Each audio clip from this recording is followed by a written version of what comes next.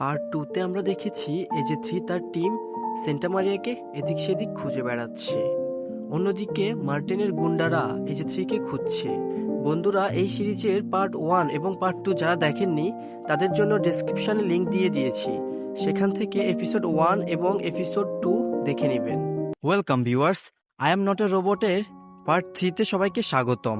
সবার প্রথমে আমরা দেখি একটি ছোট রোবট মিনকিউকে তার ঘরে স্বাগত জানাচ্ছে। সে ভিতরে ঢুকলেই দেখে জিয়া আর সেন্টা মারিয়া টিম সবার জন্য খাবার রেডি করছে। টিম বলে, আমরা সবাই আগামীকাল অস্ট্রেলিয়া চলে যাব, এই জন্য শেষবারের মতো তোমার সাথে খাবার খেতে চাই। টিমের একটা লোক বলে, অতীতে যা কিছু হয়েছে তার জন্য আমাদের ক্ষমা করবেন। ছোট রোবট ফিটারকে আপনাকে গিফট দিয়ে গেলাম, তার সাথে আপনার সময় বেশ ভালোই কাটবে। কিন্তু জিয়া চলে যাবে তাই মিনকিউর মন খারাপ।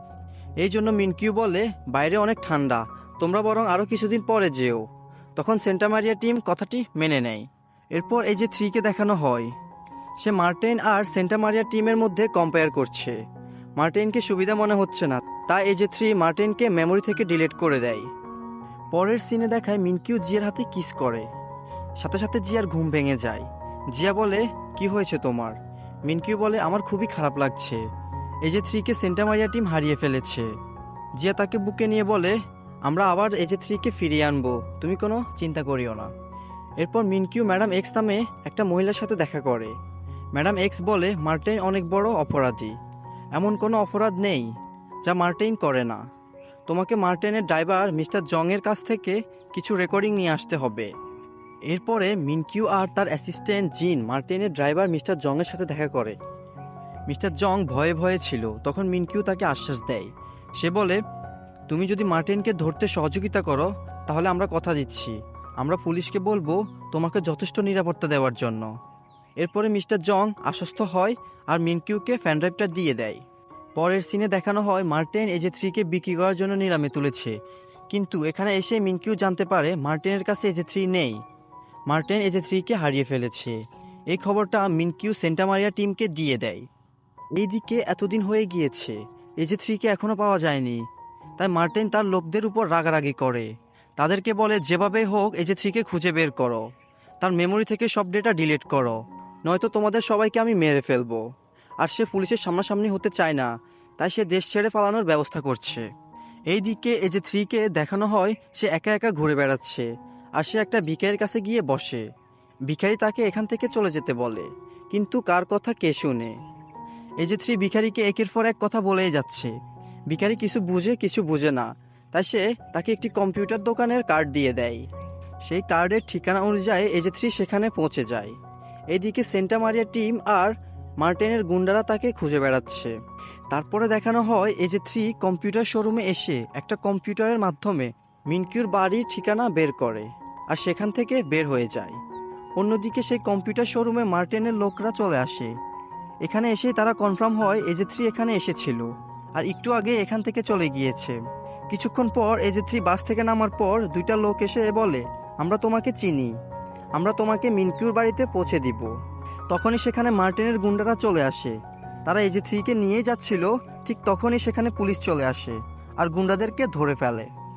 কিছুক্ষণ পর প্রফেসর হং এজে 3-কে ল্যাবে নিয়ে আসে।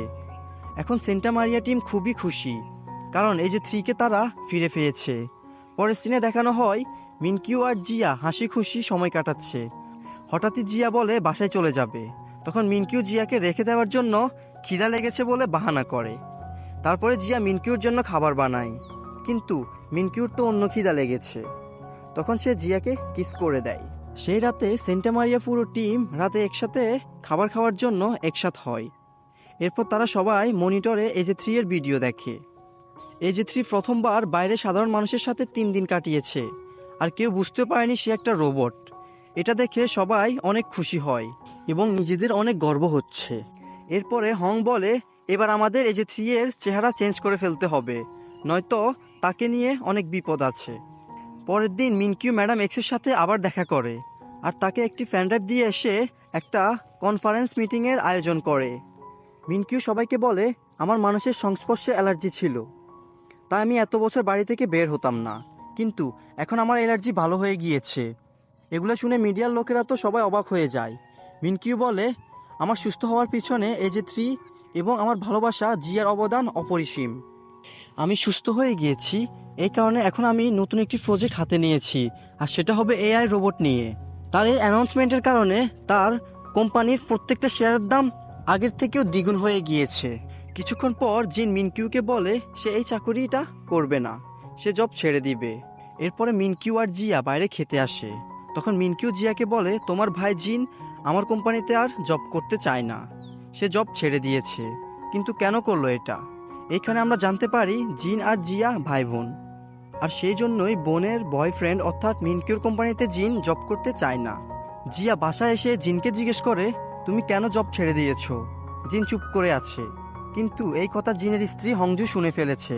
তাই সে রেগে গিয়ে বলে, তুমি কেন জব ছেড়ে দিয়েছো? আগামীকাল আবার জবে জয়েন করবে, নয়তো তোমার খবর আছে। বউয়ের বকনি খেয়ে পরের দিন জিন মিনকিউকে একটা কফি শপে ডাকে আর বলে, আমি জবটা ছাড়তে চাই না, আমি আবার জবে জয়েন করব। মিনকিউ বলে, আপনার সিদ্ধান্ত বদলানোর জন্য ধন্যবাদ, আপনার জন্য সবসময় আমার দরজা খোলা আছে, আপনার মতো বিশ্বস্ত কর্মী পাওয়া ভাগ্যের ব্যাপার। এরপরে গল্প শিফট হয় 3 বছর পর, আর এইখানে দেখানো হয় প্রফেসর হং নতুন আরও একটি রোবট বানানোর অ্যানাউন্সমেন্ট করে। এইদিকে জিনকে দেখানো হয় সে কোম্পানির ম্যানেজার হয়ে গিয়েছে, আর জিয়াকে দেখানো হয় সে একটা মিটিংয়ে তার বানানো লাভ লাইটগুলো শোয়িং করছে। অন্যদিকে দেখানো হয় মিনকিউর ছোটবেলার কাজিন ইউচুল ফিরে এসেছে। জিয়া তার মিটিং শেষ করে মিনকিউর বাসায় আসে, তখন সেখানে একটি ট্যাক্সি আসে, আর সেখান থেকে একজন আর্মি নেমে আসে। এখন সবার মনে প্রশ্ন, এই আর্মিটা কে, যার জন্য জিয়া অধীর আগ্রহ করে অপেক্ষা করছে? তখনই আমরা দেখি সেটা মিনকিউ। কিন্তু কিভাবে এটা মিনকিউ হয়? মিনকিউর তো মানুষের সংস্পর্শে অ্যালার্জি, তাহলে সে আর্মি হলো কিভাবে? জিয়া কাছে না থাকলে তো মিনকিউর অ্যালার্জি বেড়ে যায়, তাহলে এই মিনকিউ কোন মিনকিউ?